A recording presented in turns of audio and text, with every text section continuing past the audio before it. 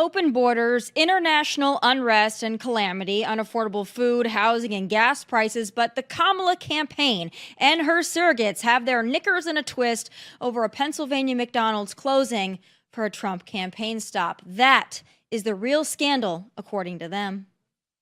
Vice President Harris and I grew up middle class. We understand that. She actually worked in a McDonald's. She didn't go and pander and disrespect McDonald's workers by standing there in your red tie and take a picture. His policies are the ones that undermine those very workers that were in that McDonald's.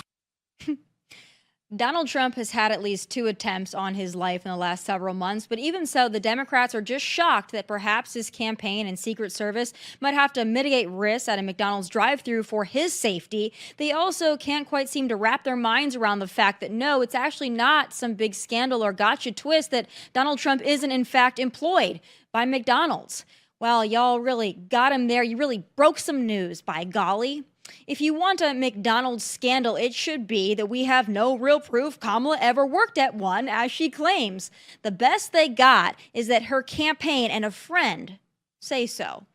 Now, that's not really here or there. Of all of Kamala's flaws, McDonald's mystery ranks rather low. But I'll tell you the real reason the left is so triggered by Trump's visit to the Golden Arches. It's because that visit is blowing up online and people are loving it, no pun intended. Try as she may and try as she might, Kamala cannot be genuine. She's fake and she's phony and she's painful to watch. But what's even more pathetic, and I guess maybe a little comical, is how the Kamala campaign has wrapped its arms around the Cheney family as if that's some big flex. In many, many ways, Donald Trump is an unserious man. But the consequences of him being president of the United States are brutally serious. There are things that he says that will be the subject of skits and laughter and jokes. That was an event with Liz Cheney, a Republicans for Kamala. But Kamala, you can have Liz Cheney and you can have Dick too. Joining me now is Republican strategist Melik Abdul. All right, Melik, it's really interesting to me. I thought that the Democrats hated the Cheney family, but now, seemingly in the final weeks of the campaign, that's what they're going with. And if that's the strategy, I mean, I say let them have at it. Tomi, well, first of all, thanks for having me again. So look at what the numbers say. About 40% of Kamala Harris's voters are voting for her against Donald Trump. These aren't people who are supporting Kamala Harris. There is no well of support, this well of love for Kamala Harris. And Liz Cheney, if you listen to Liz Cheney and many of the other Republicans who are now supporting Kamala Harris, who are also going to support Joe Biden, if you listen to Liz Cheney, she never says, I look forward to Kamala Harris's policies on insert your policy. It is all, she will stop Donald Trump from becoming president of the United States. So Liz Cheney, her dad, Darth Vader, and all of these other Republicans who have been against Donald Trump since 2016, the idea they should be in Wisconsin instead of going to places like Michigan and Pennsylvania. She's not going to help him at all. And what Liz Cheney thought, don't forget, Liz Cheney thought that that primetime special that they did of the January 6th commission, that primetime special was going to be a factor in this election. That's what she hoped. They failed. She's in her feelings and she needs to get over it. I think all of these so-called Republicans that hate Donald Trump are just jealous. They're jealous that he is a star, always has been a star. They're jealous of his charisma. You know, these dusty old Republicans, they are just so angry that they are not him, in my estimation. And that's why they'll try so hard to make him a non-factor, because they want to go back to the days of the Cheneys and the Romneys and even the McCains. And we're never going back there. But like, they're trying so hard to make fetch happen. Fetch is never going to happen again. But I'm wondering, you know, you brought something up that I think is so important. We know that the polls are also telling us that Kamala is hemorrhaging support from Black voters, from Hispanic voters, from male voters. So it's so weird to me that her campaign team, which I would assume are very smart individuals on that campaign team, that they think, you know, in these last couple of weeks, instead of going and trying to earn the vote of the people that they've lost that should be Democrat voters, they think that, like, you know what Black male voters want? Liz Cheney. That'll do it. Melik, do you think that's going to do it? Oh, you just got me going with this one right here. Look at what happened. What was that? The other week when Barack Obama and that campaign stop in Pennsylvania decided to insult Black men, saying that she's one of you. She lived in your community. She went to your schools. You owe it to her. And I believe if you don't support her, if you don't agree with my version of politics, then you are not just sexist, you are misogynistic. But this is something that Barack Obama and the Democratic Party has done over and over again. I think that was back in 2012. Joe Biden said that Mitt Romney's version of the Republican Party would have us back in chains. This is what Joe Biden said. John Lewis has said that John McCain was like George Wallace. So people of Democrats have always run this type of race against, this is the threat to democracy. This time is the most important election in your life. And I think what you're seeing now is that Black voters are saying, and not just Black voters, voters across the board are saying, no, no, no, not this time. This idea that you're going to insult your way into the White House and not, let's keep in mind, not even change strategies on this. I need to stop because I'm getting too excited. But not even change strategies on this and double down, going after Black men and suggesting that if Kamala Harris loses, then it's Black men's fault, despite the fact that Black men are behind Black women, the second largest partisan voting bloc for the Democratic Party in U.S. history. But they're trying to go after us. It's going to be a change election. I'm hoping that this is a breaking point for Black voters, an inflection point where we stop giving our vote just blindly to the Democratic Party, who in many ways don't do anything for us but gaslight us. You got to tell me, too, from your perspective. I know you don't speak for all Black Americans. I understand that no group of people, they don't all feel the same. They don't all think the same. But I'll tell you this, there is something to be said about how things play in different communities. And I'm wondering what you think your perspective is on the Black community's thoughts on somebody like a Tim Walz, because I'll tell you, he's supposed to represent like white Midwestern values. I'm a white Midwesterner. He doesn't represent me, but I just feel like he would be off-putting to maybe some of the other communities in this country, minority communities. I feel like they would look at somebody like a Tim Walz who comes out on stage with the jazz hands and the rocket kicks, and I would feel like that would be off-putting to certain communities. How do you see it, and what is your pulse on that? Weird. That's what I'd say as far as Tim Walz is concerned. I don't think that he has any type of inroads. The expectation is that Tim Walz was supposed to, as you said, he was supposed to appeal to those Midwesterners. It was never about any Black voters. He had a more progressive, and I'd actually say he was more of a Midwestern liberal, like Kamala Harris is a San Francisco liberal. That's why he was chosen. He's so far beyond the pale when it came to even things that Black voters support from cultural point of view, things that his positions on abortion and even trans rights and a number of these other things, but he's not doing anything for Black voters. But I think the message for the Trump campaign, in these last couple of weeks, they're actually getting it right, doubling down, focusing on the economy, but not just treating Black voters as the Democratic Party has, is that you're this voting bloc that we're going to take advantage of, or we're going to promise you the moon. It's Kamala Harris who's out there promising that her gift, at least to Black men, is that she's going to do something around marijuana because, I guess because we smoke weed all day, that's all we do. So that's how she can appeal to us. And she's talking about implementing a number of policies, not just policies that the Donald Trump administration actually continued, but she's talking about policy like her $25,000 towards a home buyer assistance. Joe Biden just proposed that policy in March of this year. So she's not even talking about new policy. She's rebranding this. And as Barack Obama says, in the form of a Black woman.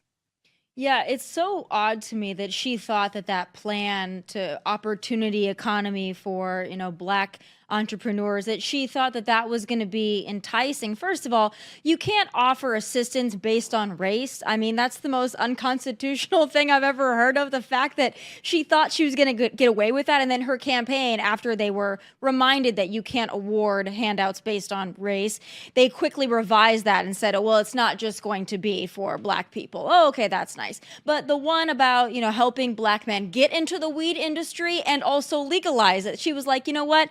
That's going to be my winning message for black voters, is that I'm going to legalize weed and help them get into the industry. That to me says that you don't actually know much about black voters or what they care about, and you're just banking on this low-hanging fruit that you've been told, the stereotypes that you've been told, and you've never actually existed around anybody. Now, I don't know if Donald Trump knows exactly what's important to black Americans, but I know that he knows the economy is what drives everybody, and the economy for black Americans and all Americans was better under Donald Trump. Do you think, though, that when they get into the voting booth, I'm talking about black voters, do you think they're going to think to themselves, I must vote Democrat because that's what I've always done? Or do you think there's going to be a real change that's going to be quantifiable, where black voters are going to say, you know what? I just liked my life better under Trump? So nobody knows what's going to happen on November 5th, but the only thing that we have to go by at this point are the polls. And the numbers suggest that Donald Trump is doing better, not just better than he was in 2020, but he's doing better better than where he was when it comes to Kamala Harris and Joe Biden, who's not doing as well as Joe Biden. She's, whether it's in the Hispanic community, I just saw a poll that came out today talking about the Hispanic vote, where Donald Trump, depending on the poll, has closed that gap almost within 10 percentage points. That's a significant thing.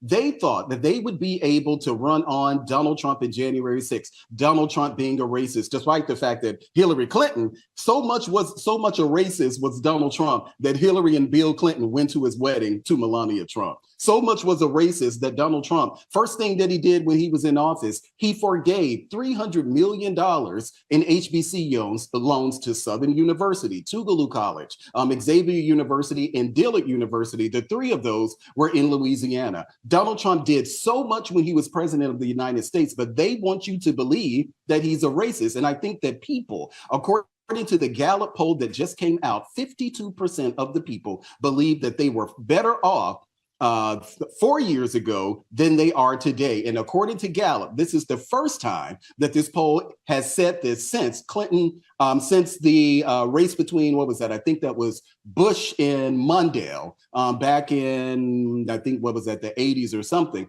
But that is a significant thing, and Democrats can't explain it. So the only thing that they have to say is, well, the only reason that you're not supporting Kamala Harris, jumping on the bandwagon, is that you're sexist, is that you're misogynistic, is that you're racist. This is the only thing that they have to go on, because identity politics is how they win elections. And I honestly think that black voters are putting their hands in their fingers in their ears this time and saying, not this time around.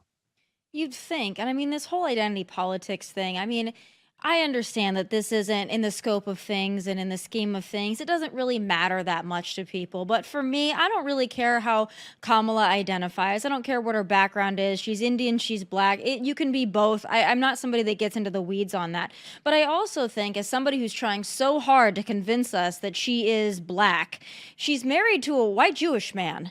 And I don't know if a lot of black American voters that are trying to feel like Kamala is one of them, they look at like a Doug Emhoff and they're like, yeah, I mean, I don't know. Like, you chose a white man, but you're telling us that white men are awful. So it's really weird to me, the dynamic there. But speaking of white men, I want to go back to Tim Walz on The View, because I have a clip for you. We know Tim Walz has an interesting relationship with the truth. He was asked about his relationship with the truth, and this was his magnificent, magical answer. Let's take a look at this one. I want to be unequivocal.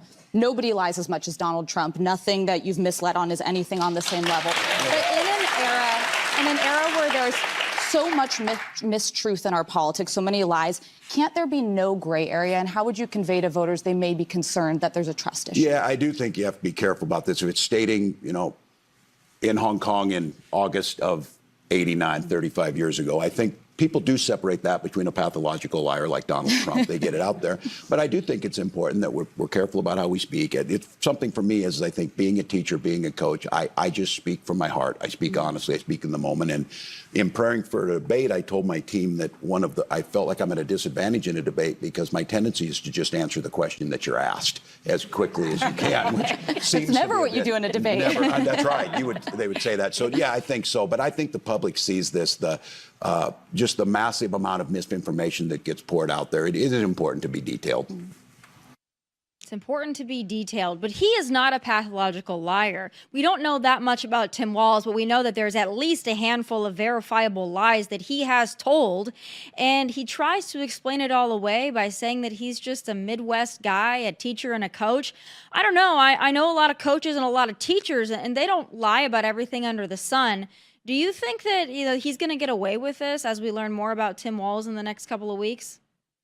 Well, I think this is also part of the problem of Kamala deciding to go for a Tim Walz, more so than someone who seems to be a more serious governor, at least like Shapiro, because Tim Walz kind of characterizes himself as a goofball.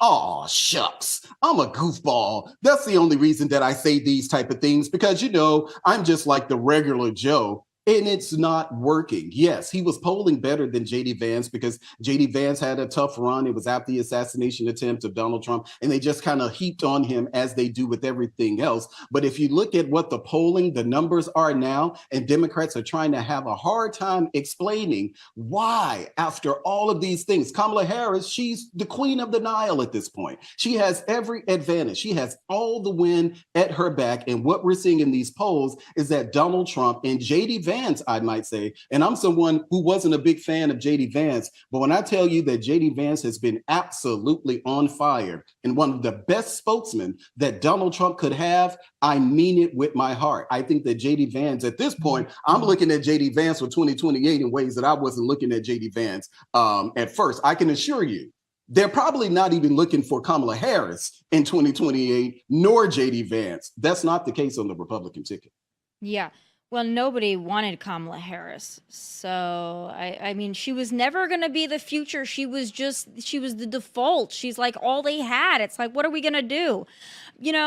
We've got a lot of advocates coming out for Kamala Harris. That she brought Usher on the stage, Lizzo, another one. So those are big wins for her. I think Jennifer Garner is out with her. Interesting. But she also assembled kind of the girl dads for Harris. Now, these girl dads, this is what they think is important for a girl dad.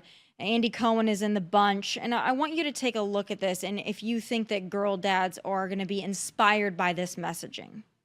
To all the dads out there, I would say this is the time to really show your support for your daughters. What do I love about being a girl dad? I love how much smarter she is than all the guys in the room already. I can tell that she's going to be a powerhouse. She is already at 2.5. My daughter's 22.5, is a feminist, incredibly strong, and has really just inspired me in so many ways. I love her. I'm the proud dad of Ella over here. My vote for Kamala is an investment in my daughter's future. I agree. I'm right there with you. So what's really weird to me is that they can say that they are, girl dads, and I love it. I love girl dads. But how do you say that you're, a girl dad and your daughters are feminists and all this? But I would venture to guess that every single one of those gentlemen that they had there believes that men should compete against women in sports and be in their locker rooms and be in their bathroom. But they think that they're advocating for women's rights because they believe in unfettered abortion. Do you think, again, this messaging, is this going to break through to the dads and the men out there that they need to win?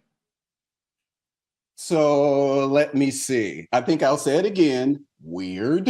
Here you have these three men here, and the only one who was with their actual daughter was Doug. The other two didn't even have their daughters there. They literally just spoke in their daughter's absence. It actually probably would have been better had he had his 2-year-old daughter. And I think Stiller said his was 22-year-old. It would have been better. At least from the optics, it actually would have looked better. And then look at what they're talking about. These indeed are the same people, because we know that Doug, his daughter, is a very huge supporter of trans rights. And so when it comes to biological men being able to participate in competitive sports against biological women. This group of three men that all of us are supposed to look towards too for guidance on how to navigate this election cycle, they're all for that. The notion that little boys can be little girls. This group of three, that group of three that you saw in the video, they're telling men, go with us. We're the beer guzzling men who support little boys, thinking that they should, little boys actually transitioning, not just thinking, little boys transitioning into little girls. I don't think this is a message that's going to resonate with men at all, in the very same way that Barack Obama chastising Black men, excoriating Black men because we're not voting for the Black woman. I don't think that that's going to hurt. I don't think that Donald Trump is going to get this magical 30-40% of the Black vote, anything like that. But I've been telling people, look at about 15%. If he gets 15% of the Black vote, it's 1600 Pennsylvania Avenue. Yeah, and you know what? Even more so than just winning over votes, I think it's just important for people to stop, and Republicans, Democrats, just stop voting strictly on party lines. Actually look at the agenda and what it's going to do for your community and for your country. And you have to honestly evaluate that. And if Donald Trump and the Republican Party can chip away at that and show that, school choice and, again, parental rights, things that are important to families of any color, I think that this can be a voting bloc that can be won over authentically over time. Another thing I want to play, we know that Donald Trump's got Elon Musk, which I think is a huge advocate in his corner. But Kamala, well, she has Mark Cuban, and he has been the one that's been trying to articulate her tax policies because I don't think she's confident enough to articulate them herself. But here he is essentially dunking on himself and Kamala at the same time. I want to play this last clip for you.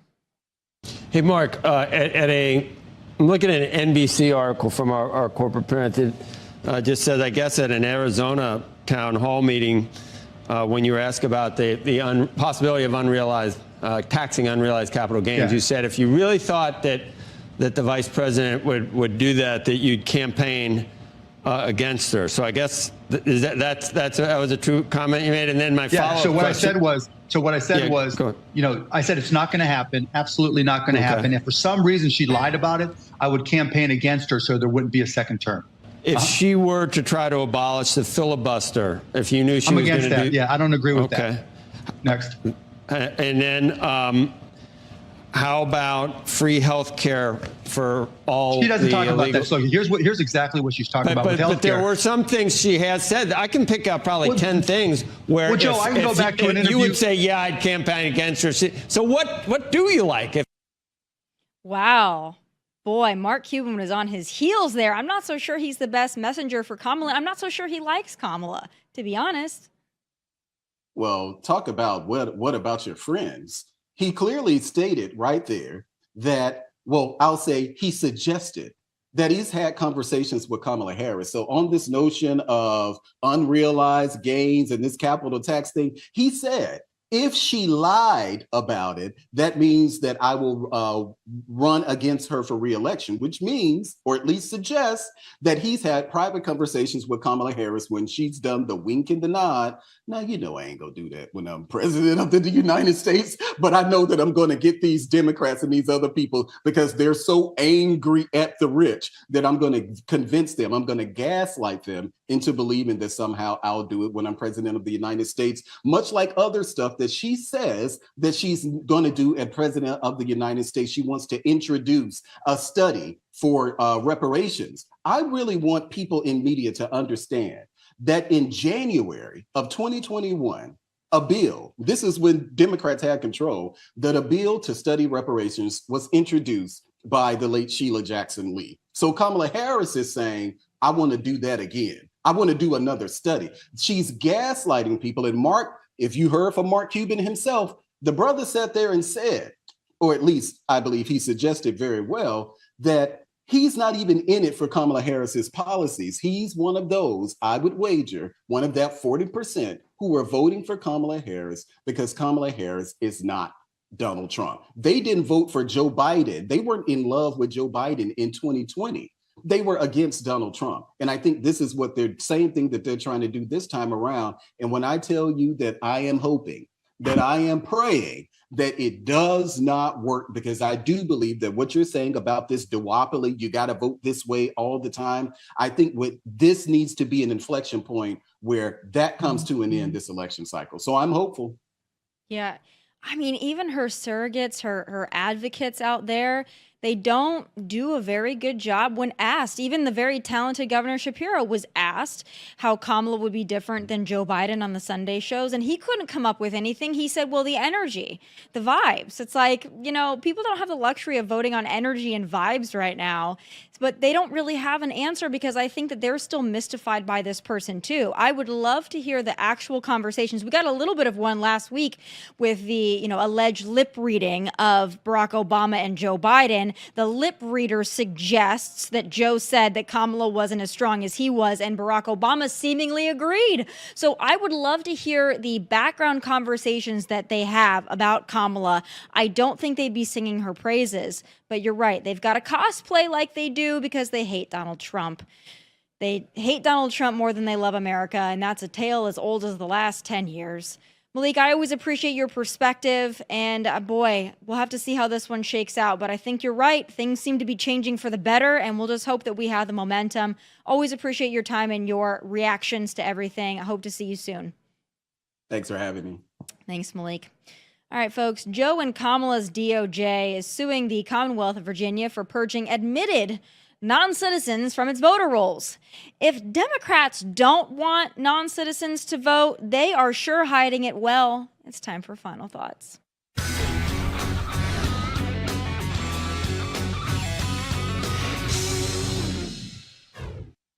So if the Democrats don't want non-citizens to vote, they sure have a funny way of showing it. Here's another example to add to the collection.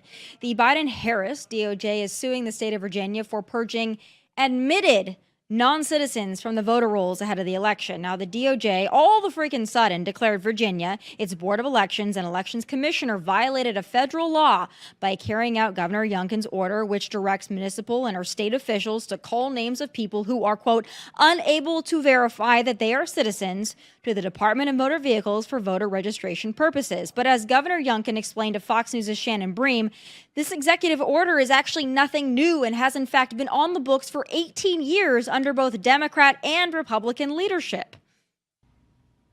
Yeah, to be clear, this is not a purge. This is based on a law that was signed into effect in 2006 by then Democrat Governor Tim Kaine. And it starts with a basic premise that when someone walks into one of our DMVs and self-identifies as a non-citizen, and then they end up on the voter rolls, either purposely or by accident, that we go through a process, individualized, not systematic, an individualized process based on that person's self-identification as a non-citizen to give them 14 days to affirm they are a citizen. And if they don't, they come off the voter rolls. There is nothing oppressive or scandalous or unfair about this, unless you're someone who has a vested interest in keeping non-citizens on the voter rolls. Quite frankly, it would be more appropriate for the DOJ to sue states that don't require proof of citizenship or voter ID, or even worse, states like Gavin Newsom's California that explicitly ban it. It is so wild to me that this is really a thing, but what's even wilder is how brazen and shameless the Democrat Party has gotten on this issue. Democrats in Congress wouldn't vote for a spending bill if it included provisions to prevent non-citizen voting. The DOJ is also suing Alabama for allegedly purging non-citizens from its voter rolls. And then you have the Biden and Kamala Harris administration letting 10 million plus illegal aliens into our country with the express plan to give them a pathway to citizenship, aka voting rights. Why do Democrats have such a vested interest in protecting the rights of non-citizens? Newsflash, voting is not their right. If you want to inspire confidence in our elections, this sure as heck is not the way to do it. American elections are for Americans, and if that threatens Democrat victory, well, that's just too dang bad. Those are my final thoughts. Please be sure to tune in tomorrow live at 1 p.m. Eastern. Catch full episodes of this show on Fox Nation at your leisure. Please like and subscribe to our YouTube channel at Tomi Lahren is Fearless. From Nashville, God bless and take care. Hey, thanks for watching. If you want more of my hottest takes, must-see conversations, and of course, my final thoughts, click here and make sure you subscribe here so you never miss a beat. I'll be here every weekday, and I hope you'll join me.